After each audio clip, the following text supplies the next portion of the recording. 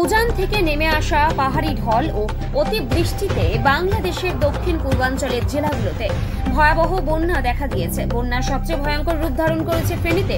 এছাড়া চট্টগ্রাম, কুমিল্লা, নোয়াখালী, সিলেট, মৌলভীবাজার, ব্রাহ্মণবাড়িয়া, লক্ষ্মীপুর, খাগড়াছড়ি এবং কক্সবাজার জেলা বন্যা কবলিত হয়েছে।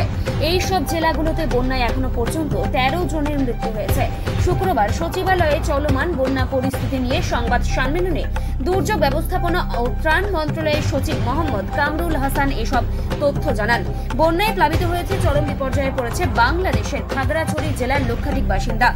এর মধ্যে চেঙ্গি, মাইনি, কাশালং নদীর পানি বিপদ সীমার 2 থেকে 6 ফিট অতিক্রম করায় আশেপাশের এলাকা পানিতে নিমজ্জিত হয়েছে।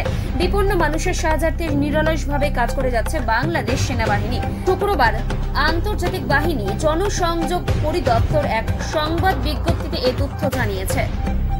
নাও থাকে, তারপরেও আন্তর্জাতিক আইনের কিছু নীতি আছে, যেমন কারো ক্ষতি করতে পারবেন না আপনি, যেমন আপনি সহযোগিতা করবেন। এগুলোকে বলে no harm principle, international cooperation principle.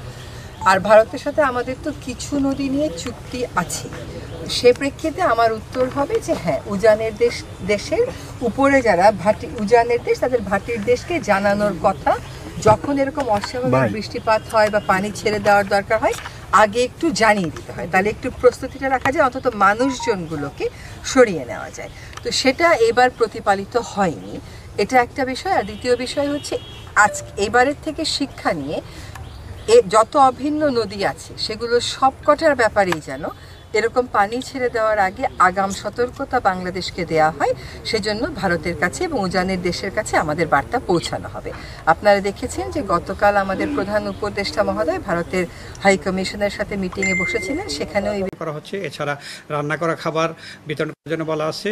আর উদ্ধার কাজে যারা যারা বিপদে রয়েছে, যেখানে বিভিন্ন জায়গাতে, সেখানে গিয়ে উদ্ধার কাজ করা হচ্ছে। তো আমরা পাইনি, তবে এ পর্যন্ত মৃতের যে আমরা সব তালিকা পেয়েছি 2 জন মহিলা সহ মোট 13 জন। কুমিল্লায় 4 জন, ফেনীতে 1 জন, চট্টগ্রামে 2 জন, নোয়াখালী 1 জন, ব্রাহ্মণবাড়িয়া 1 জন, লক্ষ্মীপুরে 1 জন এবং কক্সবাজারে 3 জন। ক্ষতিগ্রস্ত লোক সংখ্যা হচ্ছে যে 44,97,535 জনের হিসাব আমরা এই মুহূর্তে আমাদের কাছে রয়েছে।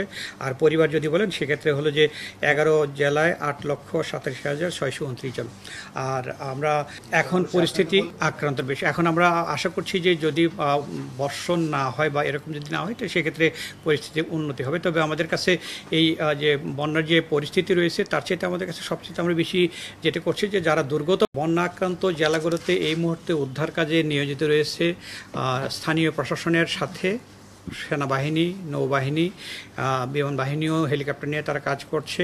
এছাড়া কোস্টগার্ড রয়েছে, বিজিবি রয়েছে, পুলিশ